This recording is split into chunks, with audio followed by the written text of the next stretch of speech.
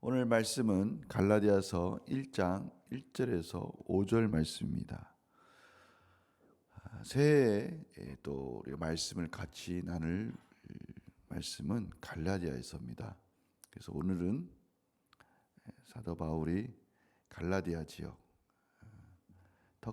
지금 터키의 남부 지역을 중심으로 복음을 전했던 그 말씀을 같이 나누도록 하겠습니다. 갈라디아서 1장 1절에서 5절 말씀 제가 봉독해 드리도록 하겠습니다.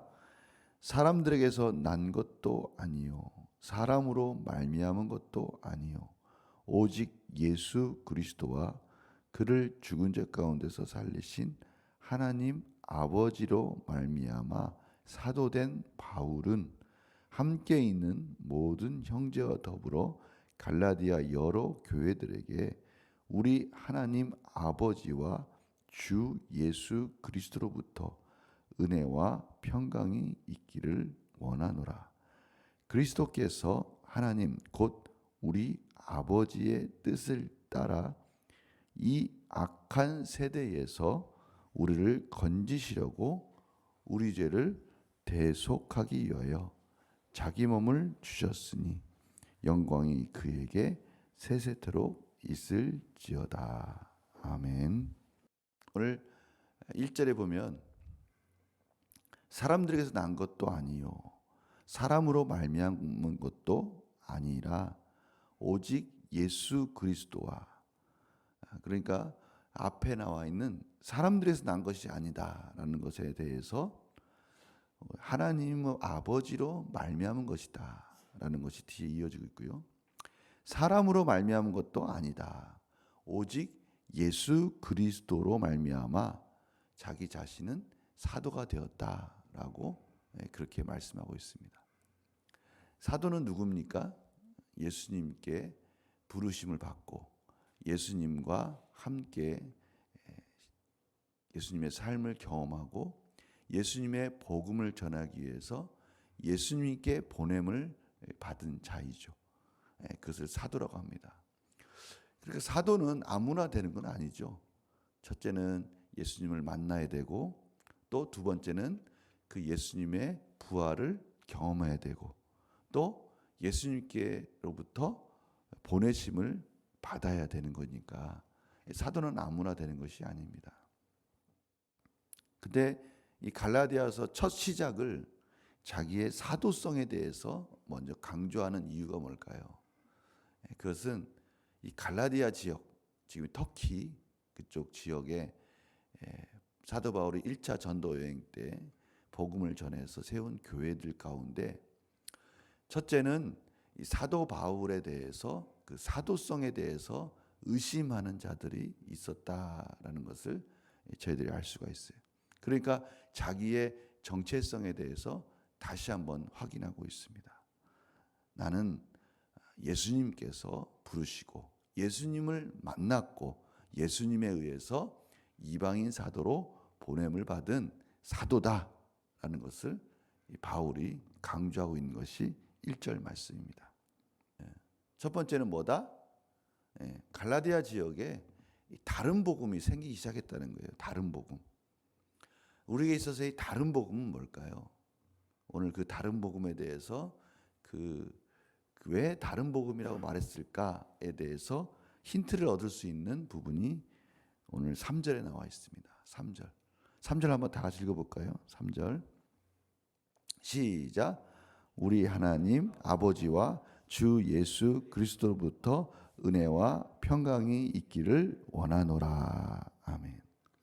지금 보니까 여기 보니까 다른 복음이 뭔지 알겠다. 조금 힌트를 얻을 수 있는 것이 있습니다. 뭐냐면 우리 하나님 아버지와 주 예수 그리스도로부터의 은혜에 대해서 말씀하고 있고요.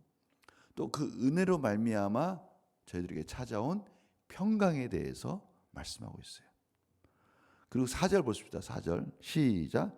그리스도께서 하나님 곧 우리 아버지의 뜻을 따라 이 악한 세대에서 우리를 건지시려고 우리 죄를 대속하기 위하여 자기 몸을 주셨으니.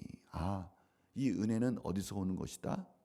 예수 그리스도께서 하나님의 뜻을 따라 이 땅에 오셨고 십자가에서 죽으심으로 우리를 구원하여 주셨다. 자기 몸을 주심으로 우리를 구원하여 주셨다. 이것이 복음이다라고 지금 말씀하고 있는 거예요. 그러니까 이거 외에는 다른 복음이다라는 것을 지금 인사말 속에 그것을 포함시키고 있습니다. 우리가 이 사실을 알아야 된다는 것이죠. 이 지역에 있는 갈라디아 지역에 있는 사람들이 조금은 이제는 이 은혜와 예수 그리스도 외에 무언가를 하나 더하기 시작했다는 것이죠. 무엇을 더했을까요? 가장 확률적으로 큰 것은 율법이겠죠. 율법. 특별히 무엇인가 구원받았다라는 표를 갖기를 원했던 거예요. 그러면 구약에서부터 이 구원받았다는 표의 대표적인 증거가 뭐가 있을까요? 할례예요. 할례를 통해서 너는 구원받은 자구나 라는 것을 확인하기를 원했어요. 거기다 플러스 알파를 한 겁니다. 예수 그리스도의 은혜, 믿음, 여기다가 뭔가를 구원받았다는 증거를 갖기를 원한 거였어요. 그러니까 어떤 객관적인 증거를 갖기 원했던 것이죠. 그런데 사실은 성경에 저희들에게 그 객관적인 증거가 없진 않습니다. 저희들에게 있어서 이 객관적인 증거는 뭘까요? 한번 생각해 봅시다. 우리가 하나님의 구원을 받았다라는 객관적인 증거는 뭘까요? 그거는 뭐니 해도 우리가 눈에 볼 수 있는 거잖아요. 그것은 행함의 열매가 될 거예요. 그런데 중요한 것이 있어요. 행함의 열매를 통해서 저희들이 구원의 확신을 갖는 것은 맞지만 그것이 우리의 구원을 이루어 주는 것에는 1%도 유익이 되지 않습니다. 다시 말하면 우리의 구원은 오직 하나님 아버지의 은혜와 예수 그리스도의 십자가가 그 구원을 100% 완성한 것이고 우리는 그것을 믿음으로 그 믿음에 대한 열매들이 나타나는 것이지 그것이 우리의 구원되게 해주는 것에 대해서는 1%의 역할도 하지 않는다는 것이죠. 이 부분을 이제 갈라디아서에서 계속 강조하고 있는 거예요. 그래서 오늘은 그 부분에 대해서 여러 가지 개념적인 부분을 정의하기 전에 딱 두 가지만 정의했으면 좋겠어요. 첫 번째는 뭐냐면 은혜가 뭔가? 은혜가 뭡니까? 제가 이 은혜라는 단어를 구약적인 용어로 알았다면 뭐라고 할 수 있을까요? 헤세드죠. 헤세드.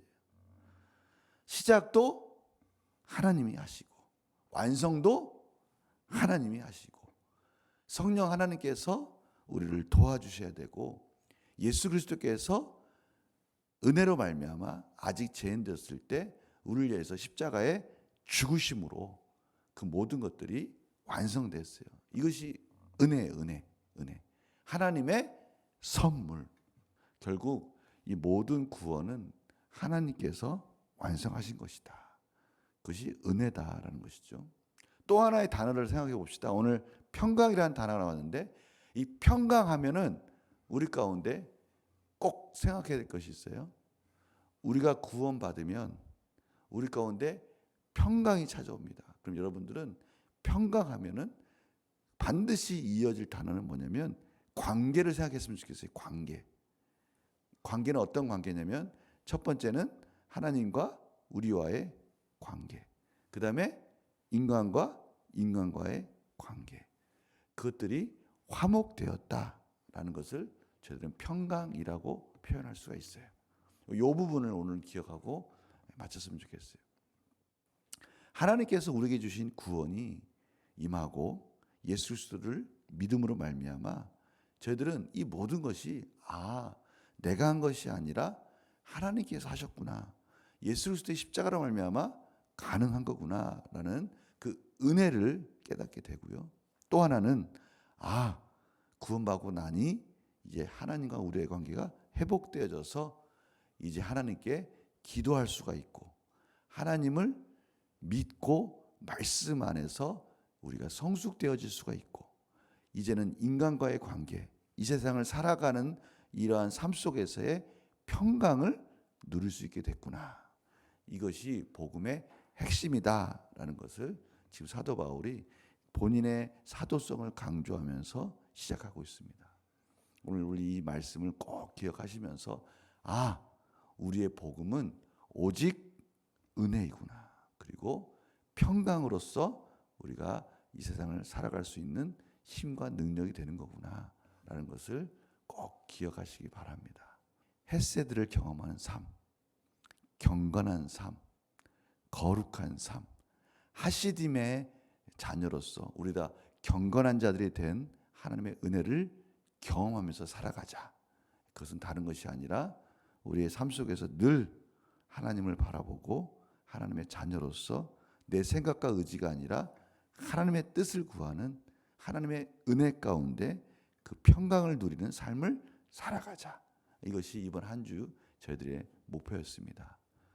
우리 이 기도 제목을 가지고 순간순간 기도하면서 승리하는 그러한 삶이 되기를 간절히 축원합니다.